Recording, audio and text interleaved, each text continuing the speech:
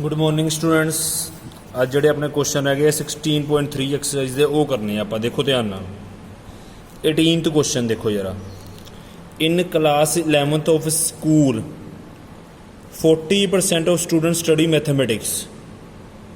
देखो ध्यान नाल 40% ऑफ स्टडी स्टूडेंट्स किया गया मैथमेटिक्स, 30% स्टडी बायोलॉजी, 10%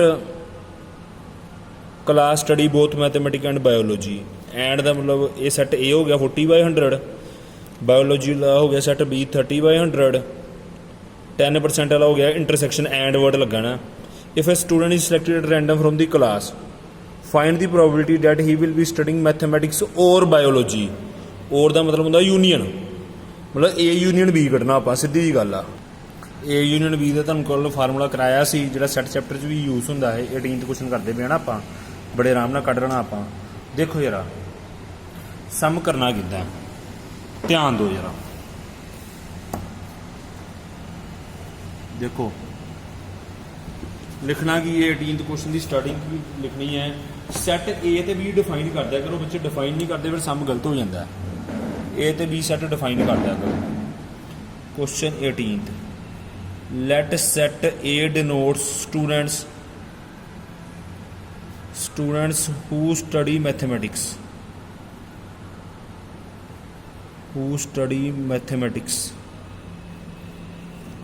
मैथ्स लिखते हैं ना शॉर्टकट, कोई गल नहीं। Set B denotes students who study biology. Probability of A दिता है 30%, मतलब 40% दिता है। मैथ वाले बच्चे 40% ने जिन्होंने मैथ रखा है 40/100 आ जाएगी, बड़े आराम नाल पता लग जाएगा। बायोलॉजी वाले किन्ने बच्चे है 30%, 30/100। जिन्होंने दोवें रखे हुए एंड का मतलब दोवें इंटरसेक्शन 10% है। उन्होंने कहा find the number of student who study mathematics और बायोलॉजी। दोवां च कुछ एक भी पढ़ता है, यानी कि और का मतलब होंगे यूनीयन। हर सम दे विच आही फार्मूला लगना, जिन्ने सम अज करने आही फार्मूला लगना। कर लो सोल्व इनू।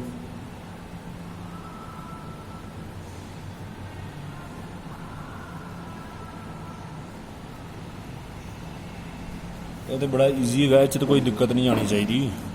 40 30 70 -10 60/100 ये प्रॉब्लम सम कराने पे ना अज आप। ये आ जाएगा अगे। क्वेश्चन नंबर 19 देखो जरा। और एटलीस्ट का मतलब यूनीयन ही होंगे, और एटलीस्ट का मतलब। Question number 19,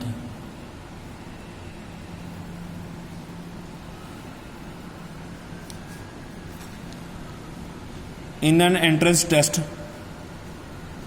graded on the basis of 2 examination, the probability of a randomly chosen student passing the first examination is 0.8. Probability of passing the second examination 0.7. Probability of passing at least one of them, at least का मतलब A union B होंदा है, at least का मतलब A union B होंदा है, 0.95 दिती हुई है। What is the probability of passing both का मतलब इंटरसेक्शन की प्रोबेबिलिटी कढ़नी। पासिंग बोथ मतलब इंटरसेक्शन की प्रोबेबिलिटी कढ़नी है। 19th क्वेश्चन करना किद्दां है। Set A denotes that student passed first examination.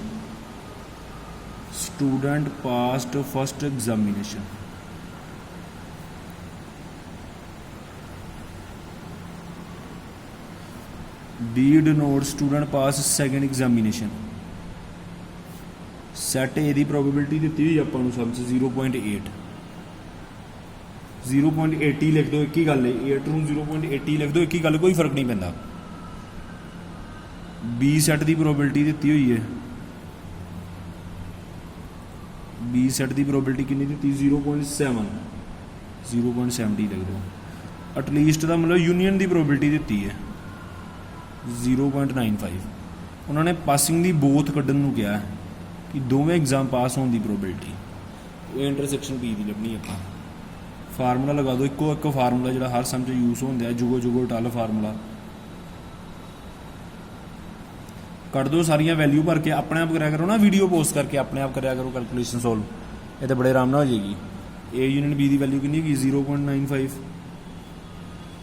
A ਦੀ ਵੀ 0.80, 0.70 ਇਹਦੀ ਕੱਢਣੀ ਆਪਾਂ, ਮਾਈਨਸ ਆਈ ਟਰਮ ਦਾ ਪਲੱਸ ਹੋ ਜਾਏਗੀ, ਇਹਨੂੰ ਪਲੱਸ ਕਰਾਂਗੇ 1.50 ਆएगा, आप 0.95 ਉੱਤੇ ਜਾਏ ਮਾਈਨਸ ਹੋ ਜਾਏਗਾ, 0.95 ਉੱਤੇ ਜਾਏ ਮਾਈਨਸ ਹੋ ਜਾਏਗਾ। A intersection B the value ਹੋਏਗੀ 0.55, ਪਲੱਸ ਮਾਈਨਸ ਕਰਕੇ ਦੇਖ ਲਿਓ ਇਹੀ ਆਏਗੀ।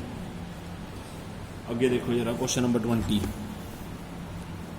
the probability that student will pass the final examination in both English and Hindi, English and Hindi ਦਾ ਮਤਲਬ A ਇੰਟਰਸੈਕਸ਼ਨ B ਦਿੱਤਾ, ਐਂਡ ਵਰਡ ਲੱਗਣਾ intersection, the probability of passing the neither, neither ਦਾ ਮਤਲਬ A complement intersection B complement the probability ਦਿੱਤੀ 0.1, ਇੱਦਾਂ ਦਿੱਤਾ ਹੋਇਆ 0.10 ਲਿਖ ਲਓ, ਇੱਕ ਹੀ ਗੱਲ ਹੈ।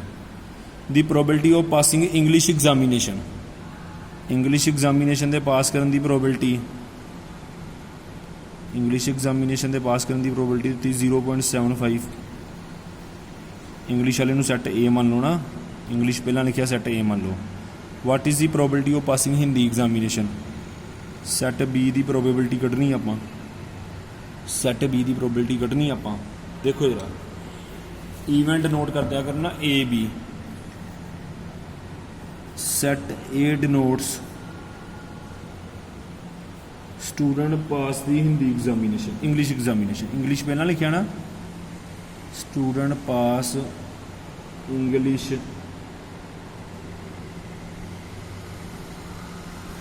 examination ਕਹਿ ਲਓ, set B denotes student pass Hindi paper examination ਕਹਿ ਲਓ।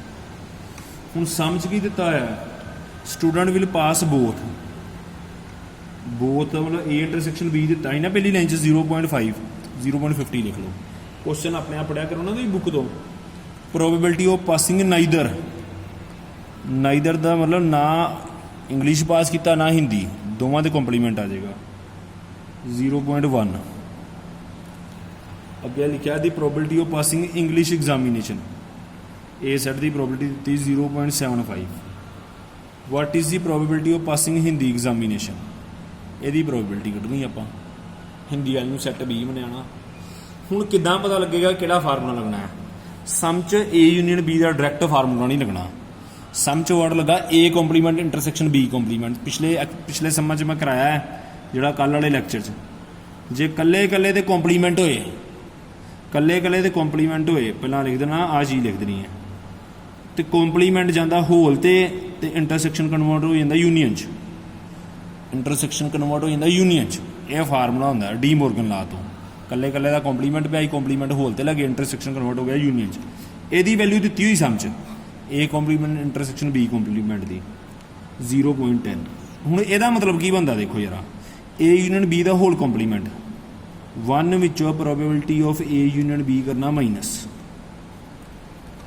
A ਯੂਨੀਅਨ B ਦਾ ਹੋਲ ਕੰਪਲੀਮੈਂਟ ਦਾ ਮਤਲਬ 1 ਵਿੱਚੋਂ probability of A union B ਕਰਨਾ ਮਾਈਨਸ,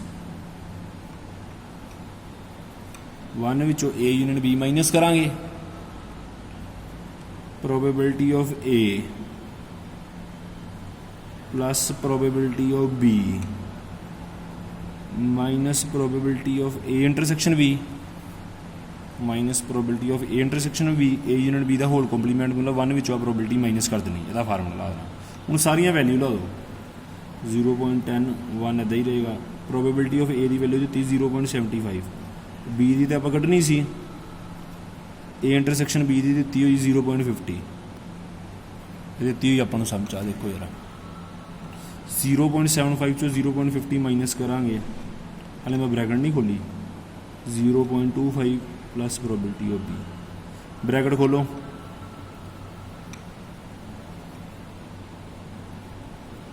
ਸਾਈਨ ਚੇਂਜ ਹੋ ਜਾਣਗੇ, ਆ ਮਾਈਨਸ ਆਈ ਟਰਮ ਇੱਧਰ ਪਲੱਸ ਹੋ ਜਾਏਗੀ, ਇੱਧਰ 1 ਵਿੱਚੋਂ ਆ ਮਾਈਨਸ ਕਰਾਂਗੇ 0.75 ਆਏਗਾ ਨਾ, 0.10 ਵੀ ਇੱਧਰ ਆ ਕੇ ਮਾਈਨਸ ਹੋ ਜਾਏਗਾ, 0.75 ਚੋਂ 0.10 ਮਾਈਨਸ ਕਰਾਂਗੇ, probability of B the value ਕਿੰਨੀ ਹੋਣੀ ਹੈ 0.65। ਅਗਰ probability of passing Hindi examination ਕੱਢਣਾ ਸੀ, ਉਹ ਆਪਣੇ ਕੋਲ ਆਇਆ 0.65। ਇਹ ਆਪਣਾ ਆਨਸਰ ਹੈ। बड़ा ईजी क्वेश्चन, बड़े आराम नाल पता लग जाएगा। अगे 21 क्वेश्चन देखो। हाँ जरा, in a class of 60 students 30 opted for NCC, 32 opted for NSS and 24 opted for both NCC and NSS. If one of the student is selected at random, find the probability that student opted for NCC or NSS. और दा मतलब A union B कटना है। Second part से क्या है, student has opted neither NCC nor NSS, मतलब A complement intersection B complement कटना है। अगे देखो जरा, NSS but not NCC B minus A कटना है। किद्दां करना सम स्टार्ट, देखो जरा, let set A denote student who opted NCC, who opted NCC। Solution देखो कि पता लग जाएगा बड़े आराम नाल। Set B denote student who opted NSS। Probability of set A, ध्यान नाल देखना, NCC वाले किन्ने बंदे है 30, पर टोटल किन्ने है 60, मतलब A की प्रोबेबिलिटी आनी 30/60। ये ध्यान देना जरा, इस भुलेखे खा जाते बच्चे।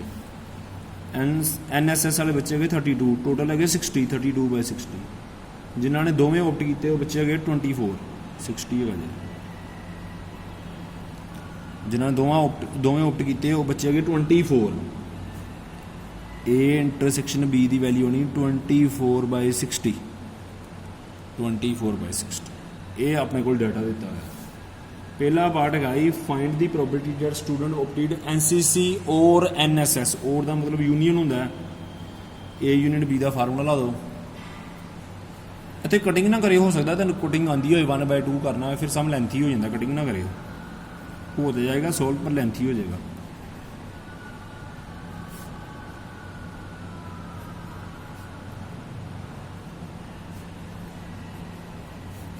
करो प्लस इन्होंने 62 माइनस 24, जो करा माइनस आप आ जाएगा 38।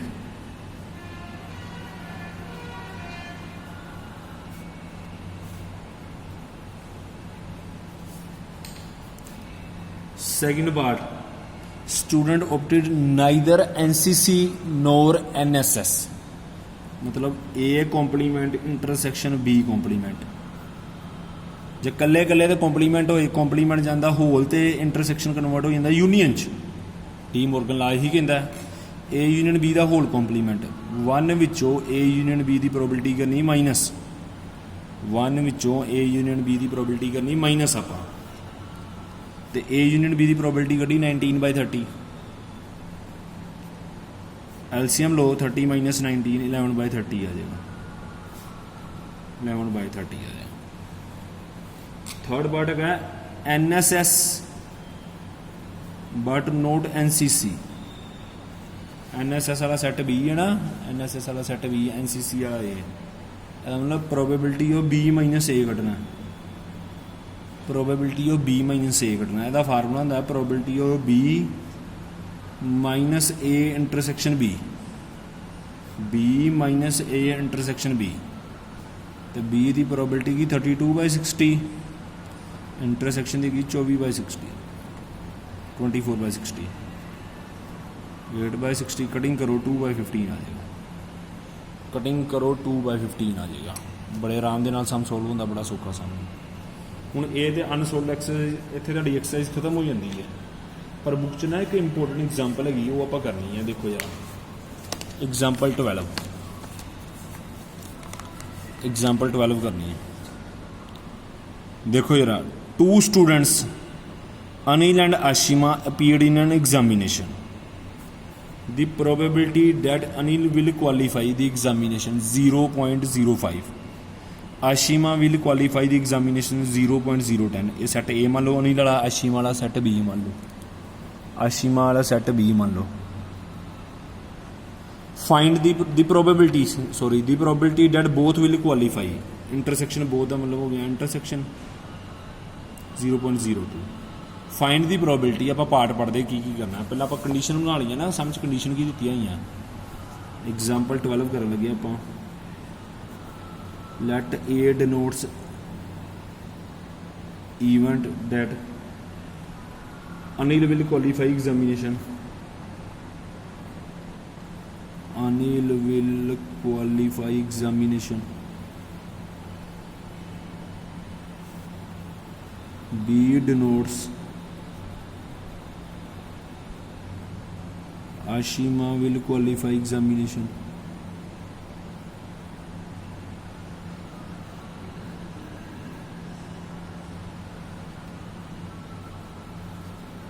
Anil वाले की probability आनी 0.05,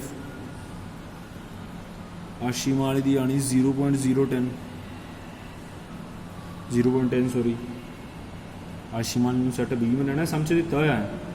probability that both will qualify 0.02, both का मतलब हो गया 0.02 अद्धा दिता है। हूँ देखो जरा सम किदा करना सोल्व।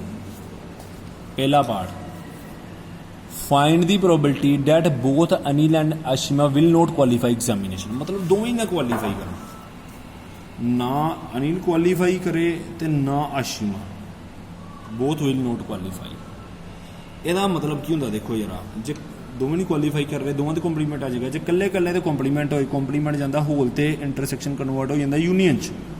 यह फार्मूला सिखाया तुहानूं हुणे, ए यूनियन बी दा होल कंप्लीमेंट, वन विचों probability of A union B करना माइनस, वन विचों प्रोबेबिलिटी ए यूनियन बी करना माइनस, ब्रैकेट च फार्मूला लगा दो,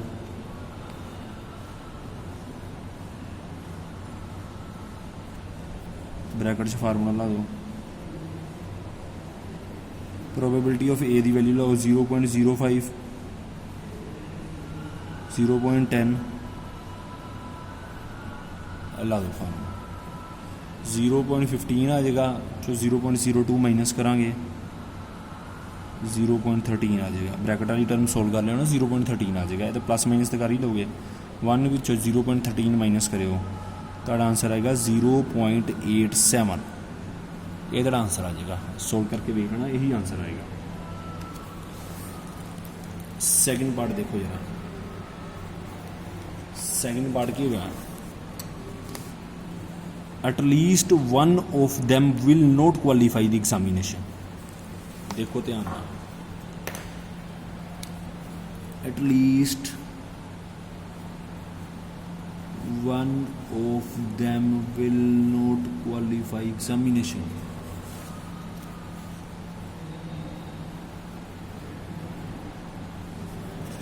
मतलब घट्टो घट्ट एक बंदा क्वालीफाई ना करे, घट्टो घट्ट एक बंदा क्वालीफाई ना करे। ਇਹਦਾ मतलब पता की ਹੁੰਦਾ कि ਜਾਂ एक क्वालीफाई, ਇਹਦਾ at least one of them will not qualify, ਜਾਂ एक बंदा फेल हो जाए ਜਾਂ दूजा बंदा दोवें फेल हो जाए। देखो जरा, at least one of them will not qualify the examination का मतलब की होंगे, जां तो एक बंदा फेल होए, मतलब जां तो घट्टो घट्ट एक बंदा फेल होए जां दोवें फेल होए। ਇਹਦਾ उल्टा होएगा, दोवें पास हो जाए। ध्यान नाल समझो, ये इदां ही सम सोल्व होना है, ये अलग पार्ट है, इस करके इंपोर्टेंट सम है। ये नाल दा कोई सम नहीं बुक च हैगा, इस अड़ सकते तो इस करके एग्जाम्पल मैं आप करा रहा। At least one of them will not qualify, मतलब जे जां एक बंदा नहीं क्वालीफाई करेगा जां दोवें नहीं क्वालीफाई करेंगे। जे ਇਹਦਾ ओपोजिट करांगे कॉम्पलीमेंट, ਇਹਦਾ मतलब दोवें क्वालीफाई कर जाएंगे, दोवें पास हो जाएंगे। करना किद्दां इनू लिखना है, probability at least one of them will not qualify equal to 1 minus, जो उल्टा लिखी दा ना, उल्टा कॉम्पलीमेंट 1 विचों माइनस करीदा, 1 विचों माइनस करीदा, जो उल्टा लिखी दा 1 चों माइनस करीदा, 1 minus probability both will qualify, both will qualify,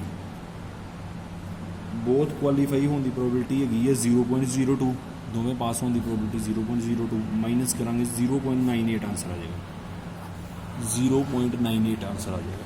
ये ध्यान ना करना पार्ट, पढ़ सकते हो। थर्ड पार्ट देखो, only one of them will qualify. Exactly one of them। ਇਹ ਮੈਂ ਸੈੱਟ ਚੈਪਟਰ 'ਚ ਫਾਰਮੂਲਾ ਕਰਾਇਆ ਹੋਇਆ ਹੈ, ਸੈੱਟ ਚੈਪਟਰ ਦੇ ਵਿੱਚ ਇਹ ਫਾਰਮੂਲੇ ਮੈਂ ਕਰਾਏ ਹੋਏ ਤੁਹਾਨੂੰ।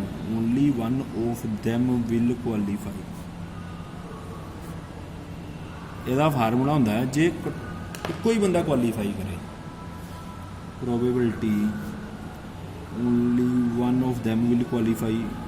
ਜੇ ਸੈੱਟ ਚੈਪਟਰ ਚੰਗੀ ਤਰ੍ਹਾਂ ਕੀਤਾ ਯਾਦ ਹੋਏਗਾ, ਐਗਜ਼ੈਕਟਲੀ ਵਨ ਆਫ them ਵਾਲਾ ਕਰਾਇਆ ਸੀ ਮੈਂ, ਐਗਜ਼ੈਕਟਲੀ ਵਨ ਆਫ them। ਜੇ ਨਹੀਂ ਯਾਦ ਮੈਂ ਫਾਰਮੂਲਾ ਲਿਖਣ ਲੱਗਾ, ਇੱਦਾਂ ਹੋਣਾ ਸੋਲਵ। ਜੇ only one of them, probability of A plus probability of B, probability of A plus probability of B minus 2 times probability of A intersection B।